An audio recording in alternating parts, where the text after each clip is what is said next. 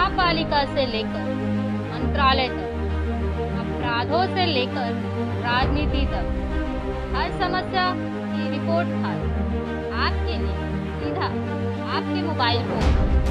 आप देख रहे हैं नया सवेरा न्यूज।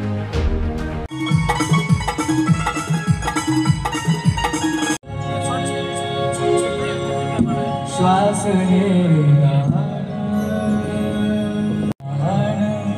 बदलले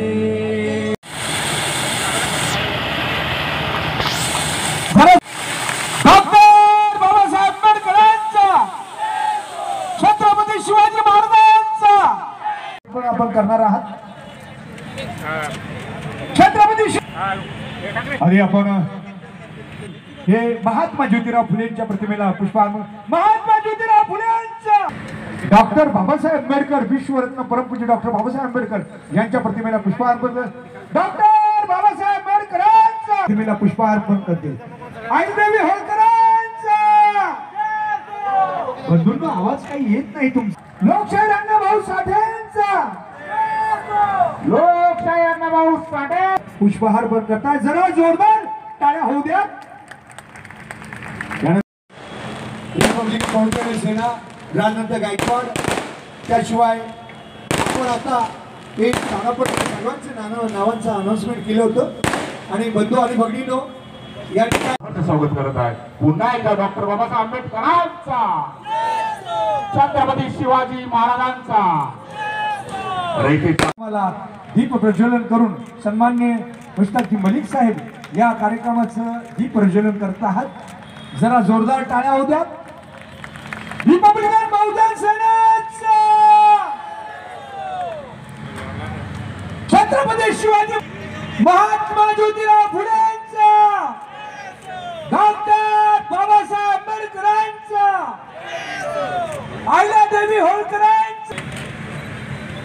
या ठिकाणी मिलिंदजी बल्लाळ साहेब दीप प्रज्वलन करतायत। गायकवाड साहेब आपण सुद्धा या ठिकाणी प्रदेश अध्यक्ष राजनंद गायकवाड साहेब आपण पुढे यायचं आहे। हरिया साहेब आपण सुद्धा आभारी आहे। खरं म्हटलं तर आजचा हा जो कार्यक्रम आहे आणि हा कार्यक्रम डॉक्टर बाबासाहेब आंबेडकरांचा ठाणे शहर कमिटीच्या वतीने रिपब्लिकन बहुजन सेनेचे राष्ट्रीय अध्यक्ष विजयजी कृपया प्रस्तावित करण्यासाठी देऊन सन्मान करण्यात येतो। मान्यवरांना विनंती आहे आपण सर्वांनी प्रभाकर पोखरीकर त्यांना गाया लावणारे आपले पोखरीकर साहेब आपल्यामध्ये आहेत, आता ठाणेकर आहेत पण आपला अभिमान।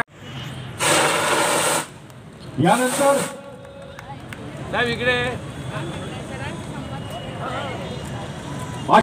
आपल्यामध्ये उपस्थित आहे, जोरदार टाळ्या वाजवून स्वागत करायचं आहे डॉक्टर बाबासाहेब आंबेडकरांचा। आणि मान्यवरांना विनंती करतो केंद्रीय कमिटी की आपण त्यांचा सन्मान करावा। जरा जोरदार टाळ्या होऊ द्यात मंडळी। सलीम अब्बास, जोरदार टाळ्या वाजवायचा आहे, टाळ्या वाजवायचा। मान्यवर या ठिकाणी त्यांचा सन्मान करतायत। सन्मान्य असे आमचे मित्र सुनील जगताप साहेब आपलं स्वागत होतं। आपण आंबेडकरी चळवळीतील योद्धा कर्मवीर सुनील ठाकरे यांचा या ठिकाणी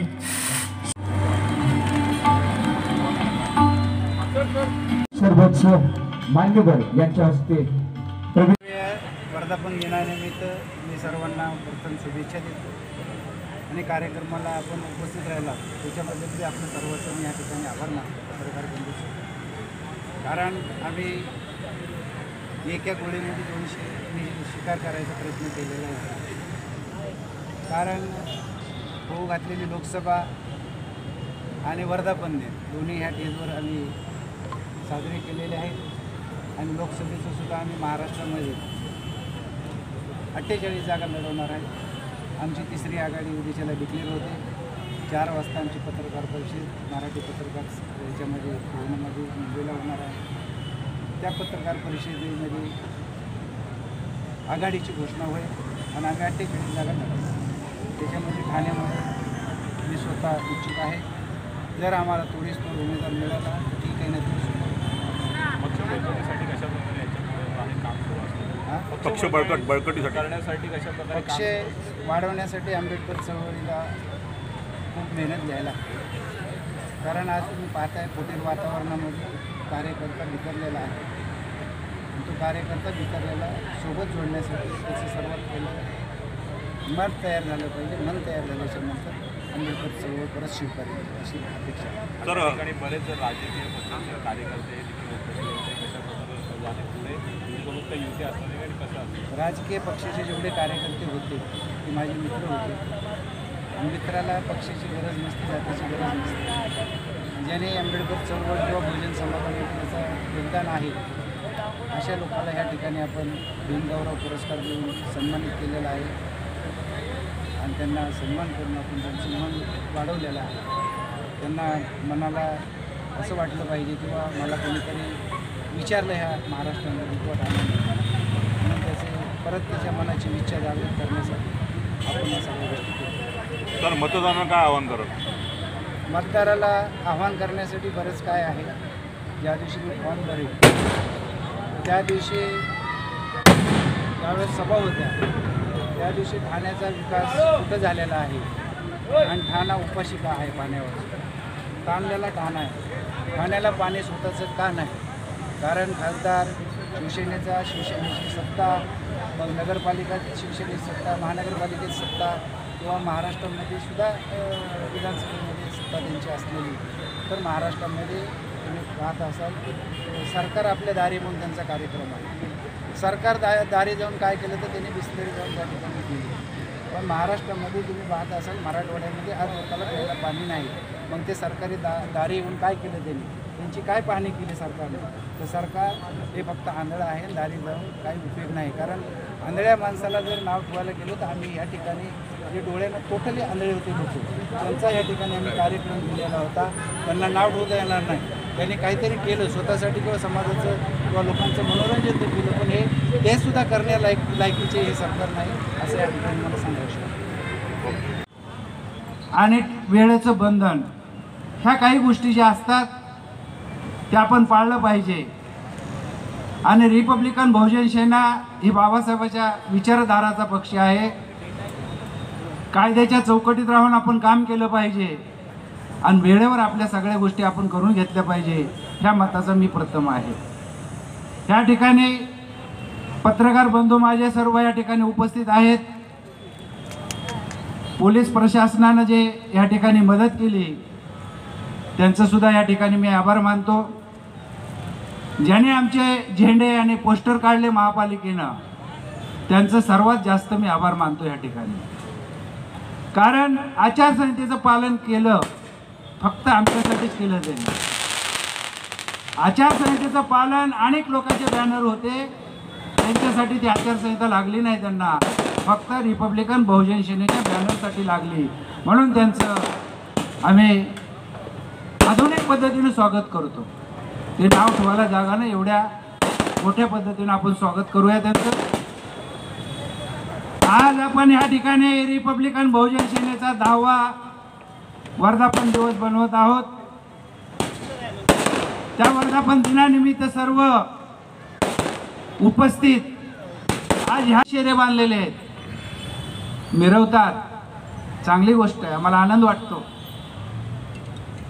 पण आमचा एकही कार्यकर्ता सत्तेच्या दिशेनं जात नाही, सत्ता देत नाहीत, सत्तेमध्ये येऊ देत नाहीत. त्याला आम्ही जबाबदार आहोत. कारण आमचा कार्यकर्ता 5 वर्ष काम करतो, रक्ताचं पाणी करतो, पसीना वाहतो आणि इलेक्शनच्या टायमाला आम्हाला कुठंतरी कुणाच्या पाठिंब्याला किंवा कुणाच्या दावणीला बांधला जातो आणि आमच्या कार्यकर्त्याची विक्री त्या ठिकाणी होती. पण रिपब्लिकन बहुजन सेना कार्यकर्त्याची विक्री होऊ देणार नाही. त्याला न्याय देण्यासाठी आपण लढणार आहोत आणि तुम्हाला सर्वांना लढायचं आहे. आज जव्हारवरनं काही लोक आले त्या ठिकाणी आदिवासी बांधव. त्यांना काय आवश्यकता होती या वर्धापन दिनाला यायची? त्यांना या भारताच्या बीजेपी सरकारनं नाव काय दिलंय? वनवासी लेकरं. वनवास कुणा भोगला? म्हणजे आम्ही रामाचे लेकरं आहोत का? दलित आदिवासी रामाचे लेकरं आहेत का? आम्हाला मायबाप नाहीत का? वनवासी लेकरं. आमच्या अज्ञानपणाचा फायदा घेऊन ह्या लोकांनी आमची खरेदी विक्री केलेली आहे. मोदी साहेबांनी 2014ला सांगितलं होतं, हर साल मैं भाई और बहनों 2 करोड नोकरी देऊंगा. 2014चं इलेक्शन झालं, 2016 मध्ये नोटबंदी आणली आणि एका दिवसामध्ये 2 करोड लोकांची नोकरी गेली. एका दिवसात. त्यांनी सांगितलं होतं, मी 2-1.5 महिन्यामध्ये जर भारताची अर्थव्यवस्था पटरीवर नाही आणली तर कुठल्याही चौकामध्ये नेऊन मला फाशी द्या. घेतली का त्यांनी फाशी? का नाही घेतली? जर तुम्ही एकवचनी आहात, तुम्ही वाद्याचे पक्के आहात, तर भारताच्या दिल्लीच्या तख्त्यावर न बसता तुम्ही आत्महत्या करायला पाहिजे होते, अशा ह्या मताचे आम्ही आहोत. तुम्ही आमच्या खात्यामध्ये 15-15 लाख रुपये देतो म्हणून आमच्या गरीब लोकांचे जनधन अकाउंट खोलले आणि त्या प्रत्येक अकाउंटला तुम्ही 1000 रुपये आमच्याकडनं जमा करून घेतले. आणि लास्टला काय सांगितलं? 3 लाख करोड रुपये महिने कालाधन लाया. हे कालाधन घेऊन फिरत होते 1000 रुपये भरणारे. काळ्या धनाचं आश्वासन देऊन काय केलं? आमच्या भारतातल्या गरीब लोकांना लुटलं आणि 3 लाख करोड रुपये भारताच्या तिजोरीमध्ये जमा केले म्हणून छाती ठोकून सांगितलं. मग ती 56 इंचाची छाती असू शकते का गरीब लोकांना लुटणाऱ्याची? 56 इंचाचा छातीवाला गरीबाला लुटत नाही, गरीबाला वाटतो. वाटणारे फक्त बाबासाहेब आंबेडकर आहेत, बाकी कोण नाहीये. बाबासाहेब आंबेडकरांची छाती किती होती ते आम्ही सांगू शकत नाही, पण जगाच्या इतिहासामध्ये बाबासाहेब आंबेडकर ही 1 नंबरच होते. म्हणून त्या छातीचा अंत नाही. जेवढी धरतीची आणि आभाळाची उंची आहे त्या उंचीला बाबासाहेब कुठेही कमी नाहीत, ह्या मताचा मी आहे या ठिकाणी. बाबासाहेब आंबेडकरांनी जी ह्या देशातल्या लोकांना दिलं ते आम्ही विसरलो. का विसरलो? तागा फुकट अन्न मिळायला लागलंय. यूपी मध्ये तर सरळ सांगितलं, भाई अंगठा जाएगा मतदान नहीं देगा. तो काय सांगितलं? अंगठा जाएगा. अंगठा जाएगा मतलब अंगठा देव और राशन लो. यांच्या बापाच्या घरून दिलं का राशन? हे आमच्या गोरगरिबाच्या कष्टाच्या पैशाचं राशन आहे. आम्ही जो टॅक्स देतो भारत सरकारला त्याच्यातलं राशन दिलेलं आहे. आता तो टॅक्स कुठे आहे आजपर्यंत दिलेला? आता तुम्ही पाहिलं असेल इलेक्ट्रिक बॉन्ड कधी खरेदी झाले आणि कधी कुणाला दिले, याच्यावर जर बोलायचं म्हणलं तर मी ईडी उलट्या दिशेनं चालली. ईडीने त्या दिशेला जावं. त्या दिशेला काय हवा सुटलेली नाही का? त्या दिशेला हवा नाही का? तर ह्या सगळ्या गोष्टी भारतामध्ये फक्त गरिबाला दाबण्यासाठी चाललेल्या आहेत. म्हणून बाबासाहेब आंबेडकरांनी आम्हाला जो अधिकार दिलेला आहे तो अनमोल अधिकार आहे. त्या अधिकाराची जबाबदारी आपल्याला समजते का? मग आमच्यातले लोक सांगतात हे बरं आहे, तो बरं आहे, त्याच्या मागे चला. मग बाबासाहेबांचे विचार कशाला आम्हाला सांगता तुम्ही?